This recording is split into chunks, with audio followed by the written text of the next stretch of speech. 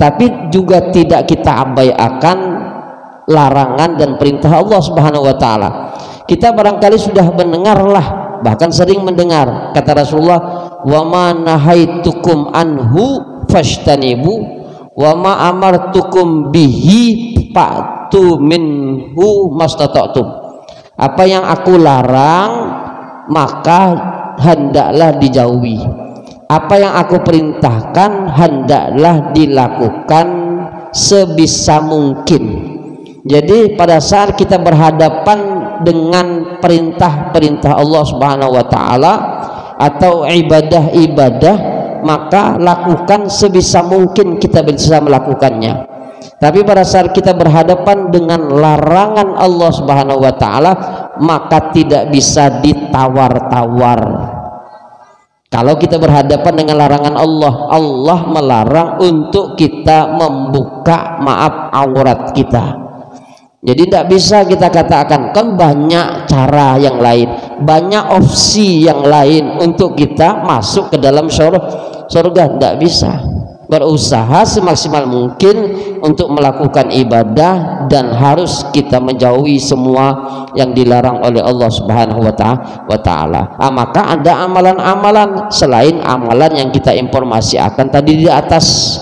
Di antara salah satunya amalan agar kita selamat dari api neraka, masuk ke dalam surga adalah yaitu melakukan ibadah, namanya ibadah sholat.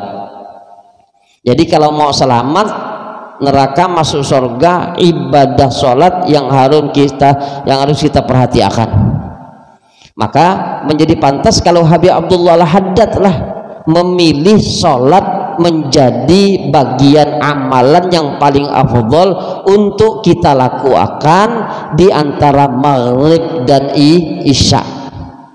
Antara maghrib dan isya kita tahu sama-sama sunnah muakkadah untuk kita hidup akan dengan ibadah-ibadah. Nah, menurut versi Al-Habib Abdullah Haddad di dalam kitab Kifayatul Atqiya Minhajul Asfiya, paling afdal amalan yang dilakukan antara maghrib dan isya adalah sholat. Bahkan kita pernah juga mendengar Rasulullah SAW pernah bertanya kepada seseorang sahabat. Kata Rasulullah, pian minta apa? Lalu sahabat itu menjawab, ulun minta sorga cuman barang pian. Ulun minta masuk ke dalam sorga cuman sama pian. Ini permintaan yang cerdas. Kenapa permintaan cerdas? Iya, karena sahabat tahu Rasulullah itu orang yang diistimewakan oleh Allah. Kalaupun masuk sorga, sudah pasti masuk surga lah Rasulullah. Kalau masuk surga pasti Rasulullah surganya istimewa. Makanya sahabat ini minta masuk ke dalam surga bersama Rasulullah.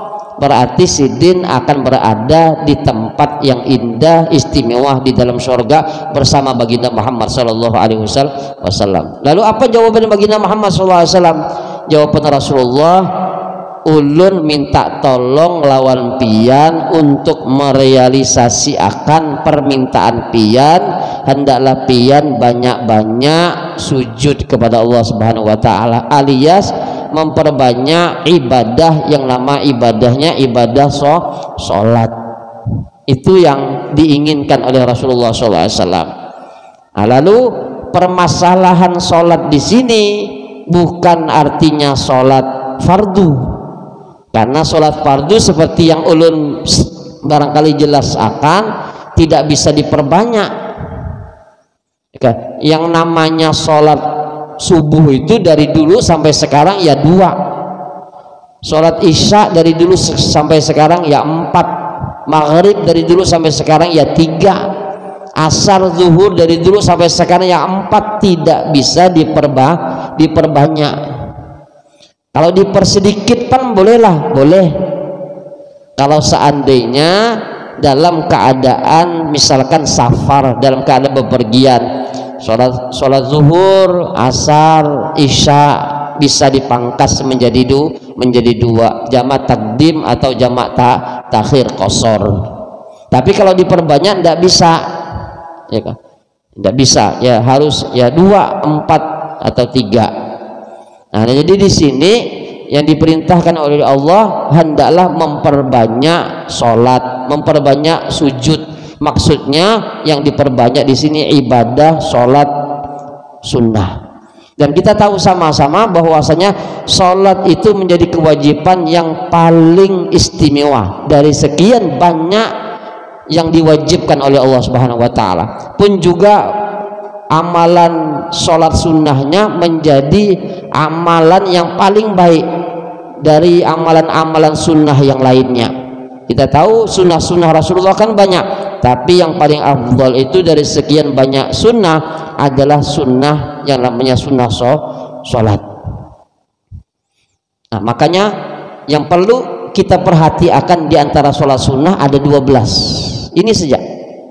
Jadi kalau seandainya sunnah sholat yang lain tidak kita perhatikan, misal karena keterbatasan kemampuan kita untuk melakukan itu, paling tidak yang 12 ini kita istiqomah akan kita lakukan tiap hari, apapun keadaan kita, lagi susahkah misalkan, lagi ada masalahkah, sholat 12 rakaat harus dilaksanakan kalau kepingin masuk surga, selamat dari api neraka. Nah, kalau seandainya ada yang baru tahu, tapi ulun yakin pian sudah pada tahu semuanya lah, 12 rakaat itu sholat apa saja, ulun yakin pian sudah banyak tahu. Tapi kalau seandainya ada yang baru tahu 12 rakaat ini, maka hendaklah dilakukan secara kontinu, istiqomah, mudawamah, terus menerus sampai akhir hayat. Kenapa? Karena di dalam hadis ini disebut akan fi kulli yaumin, setiap hari. Jadi harus setiap hari dilakukan, tidak bisa maaf dilakukan Senin Kamis atau belang kambing misalkan, tidak bisa. Sehari iya, sehari kada, sehari iya, sehari kada, tidak bisa. Syaratnya harus istiqomah. Makanya kata Rasulullah Shallallahu Alaihi Wasallam dari Ummi Habibah Ramlah binti Abi Sufyan radhiyallahu anhu maqalat, beliau berkata, sami'tu Rasulullah Shallallahu Alaihi Wasallam yaqul, ulun pernah mendengar Rasulullah bersabda. Apa sabda baginda